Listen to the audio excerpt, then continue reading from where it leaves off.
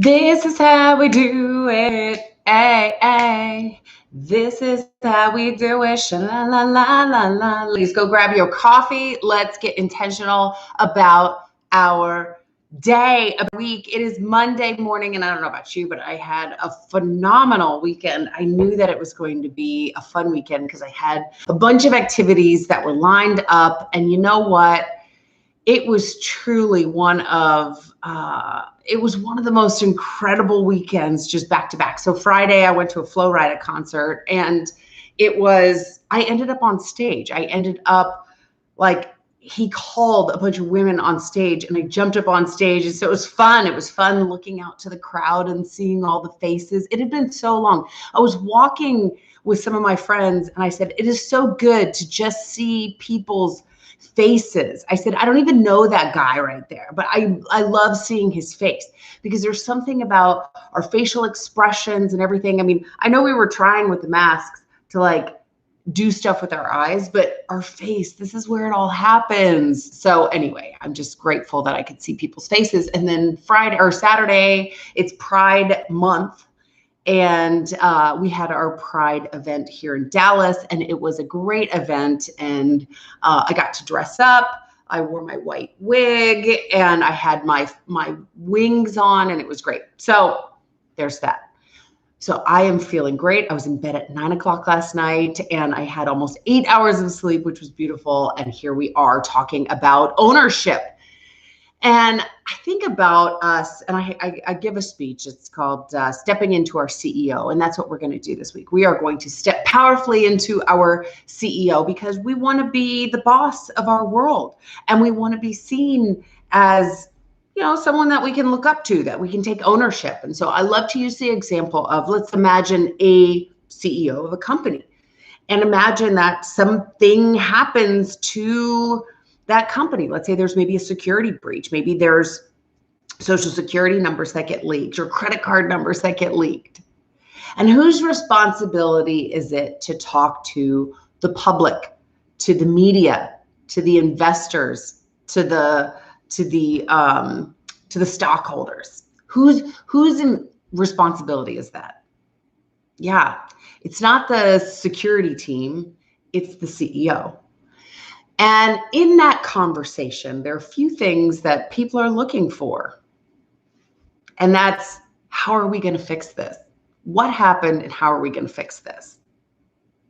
Now, if the CEO goes in front of everyone and says, well, it's that employee's fault, and it's that employee's fault, and that shouldn't have happened, and then that shouldn't have happened, and well, have a nice day, and left, I'm pretty sure that CEO would be let go.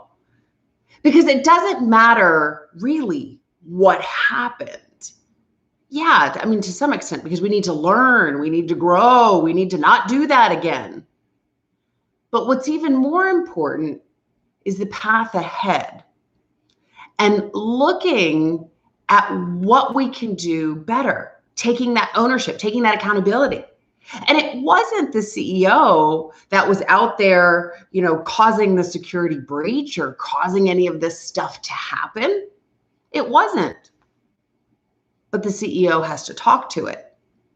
Now, arguably, did the CEO have any involvement? So the CEO doesn't run the security team, wasn't the one that was out there, getting into the system and trying to hack it. That wasn't the CEO. But what was, let's call it a her, what was her responsibility in all of this? Well, she could have asked better questions, or more questions, when she started. Maybe it was, what kind of security do we have intact? Do we have good PCI, which is credit card compliance? Are we up to date on all of our certificates that protect all of our systems? Do we have the knowledge and staff to do this? Do we need to budget more for security? These are all questions that the CEO, even though isn't managing the security team, but is ultimately responsible for, because everything that happens to that company is on the CEO's clock. And so the CEO is the one that has to talk to that. So yeah, not her fault, but she has ownership. She has ownership. And we get so stuck on this finger pointing. Oh, it was her fault. It was his fault. Or it was the weather, or it was whatever. And we blame that thing or that situation or that person. But the truth is, we can't do anything about the past. We can't. There is nothing we can do to change time. Now, that doesn't mean that we can't reverse some things or work on things, but that incident that has already happened, we don't have that time, capsule where we can go back and change things. It just doesn't work that way. So all we can do is look at the here and now. So as we start to look at our space, it is stepping into that, okay, I am that CEO that has just had that incident that has happened. Where do I have responsibility? And it is for us to look at what happened, what can we learn from this? Because we don't want to repeat. We don't want to repeat. They say, fool me once, shame on you. Fool me twice, shame on me. So we need to learn from these things. Nobody expects us to walk a perfect life. We learn as we go. We aren't given life manuals for everything. You learn the stove is hot by touching on it. You learn how hard it can be by going through it. You learn how to budget money because you've gone through it. Now, yes, there may be some guidance, there may be some things, but you actually have to live it. And as you're living it, you're going to discover and uncover, and you're going to learn better ways of doing things. You may put together a project plan and you say, this is it. This is what the whole thing is going to look like. And as you start to get into it, you realize, oh, things are a little bit different. And so you have to adjust as you go along, because what sounds good in theory may look different in application. It's just how it is. So we have to learn to be flexible and to adapt, but we always have to be looking for those lessons.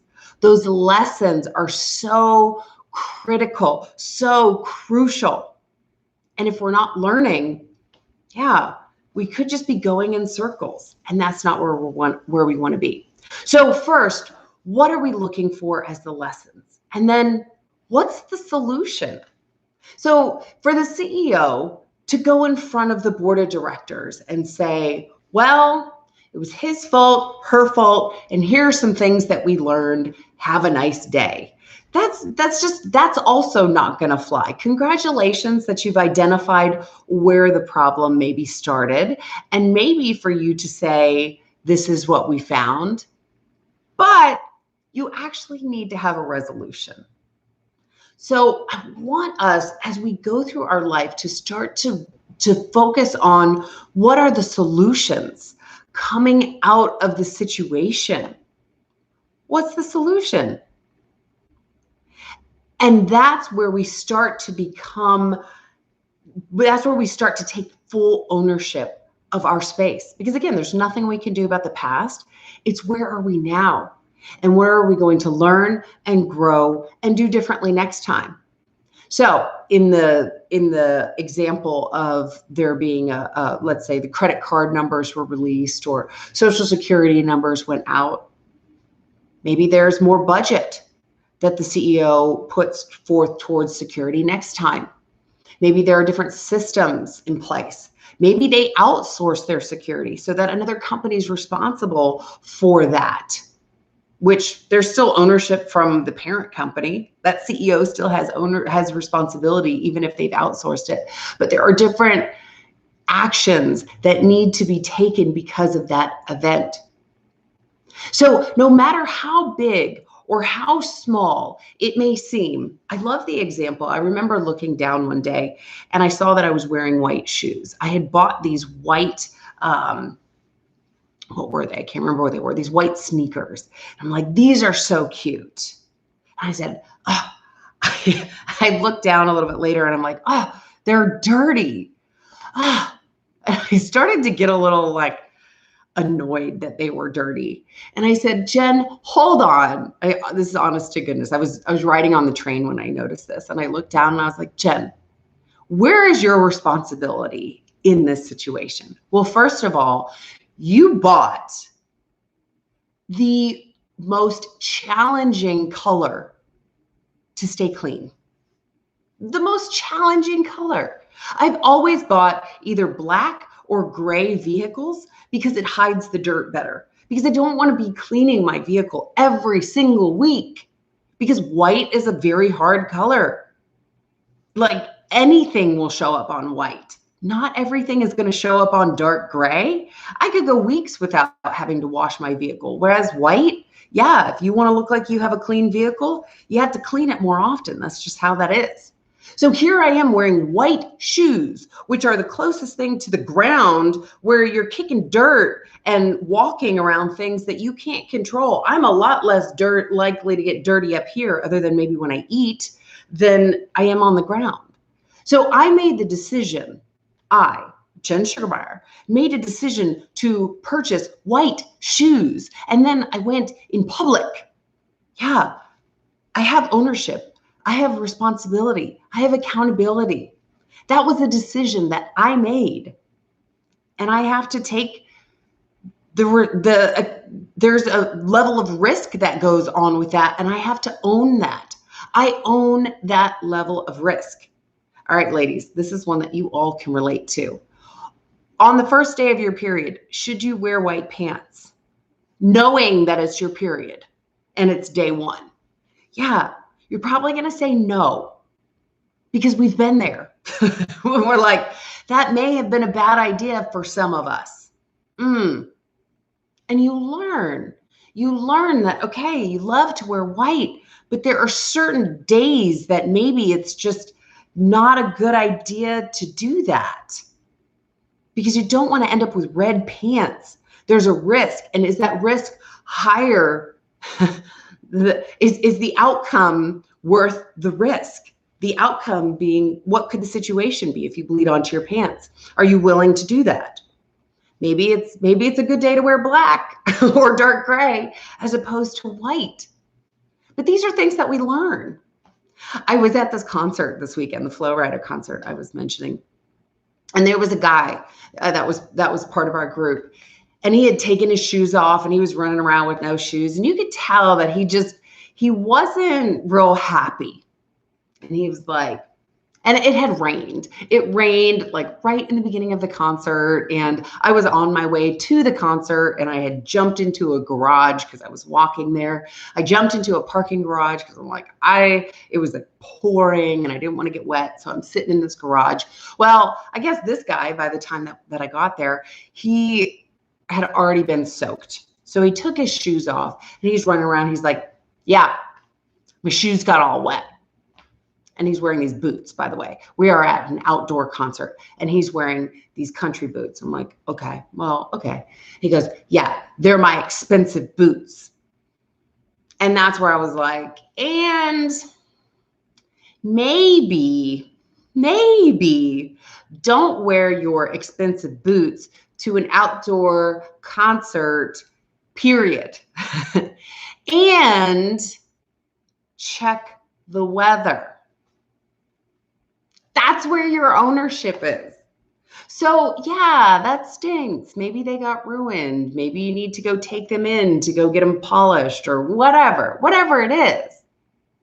But should you be getting mad at the situation, or should you be like that CEO?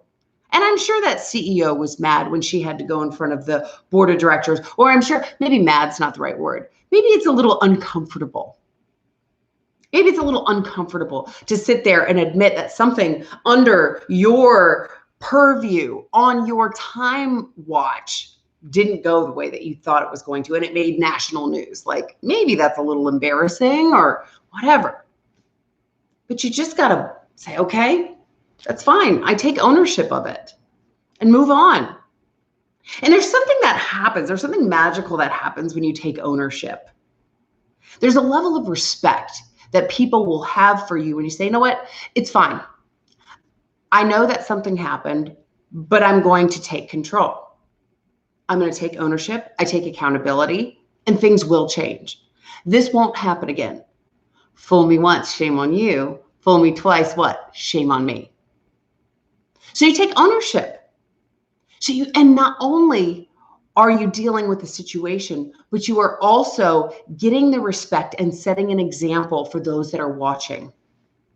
Oh, it's all their fault. It's all their fault. And then how do you look as the leader? What example are you setting for the employees, for the people that are looking to you to make those decisions, to help get them through the storm? You set that example by taking that ownership and accountability. There's also something else that happens. No one can use anything against you when you take ownership. Yeah, I wore white shoes. Probably not a smart decision. I'm not going to do it next time.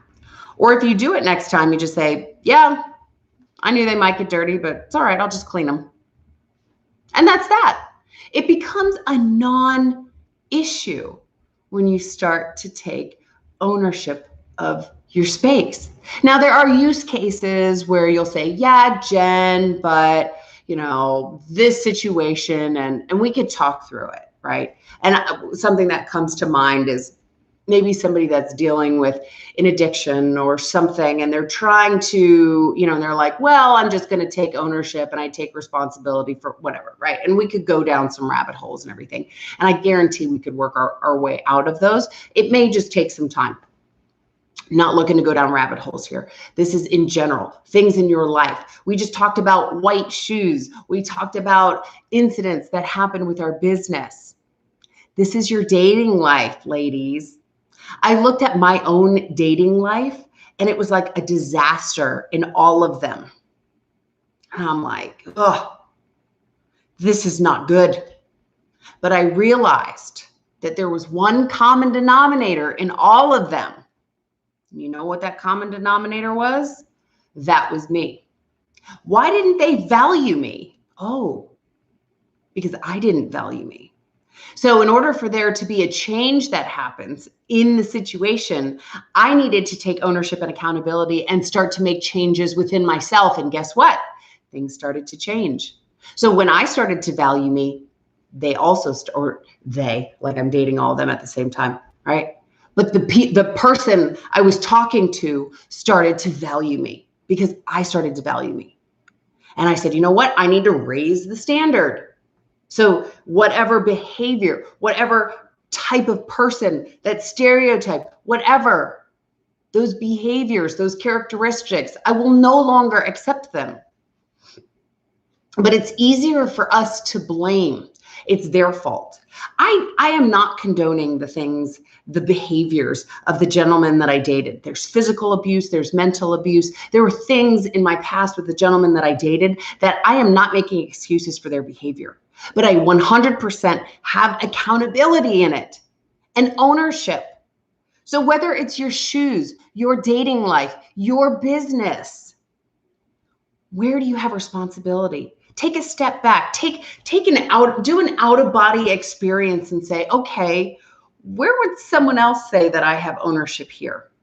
Okay, maybe I could have checked the weather before I went to this concert. Okay, maybe I could have, and just start to see these things that, wow, yeah, I guess I had ownership because these are things that I could have, should have, would have maybe done, but I can't do anything about the past situation. So I'm going to look forward. What can I do next time to make it better? Oh, maybe I start to work on my own self, make myself whole before I start to get into another relationship and bring a broken self into the relationship again. Oh, this business. Oh, well, maybe I should have done a little bit better research, or maybe the business partner that I went to go, partner up with, I could have asked these questions first, or whatever it is. Set that example for others, for yourself.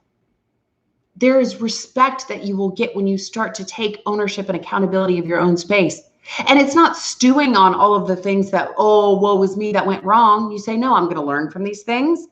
I'm going to find the solution and I'm going to do better next time. Always look for the lessons. Always look for the solutions and take that ownership. That's all. That's all. And feel how much more powerfully you are stepping into your CEO. It is not all of these men's fault. You take ownership and change it.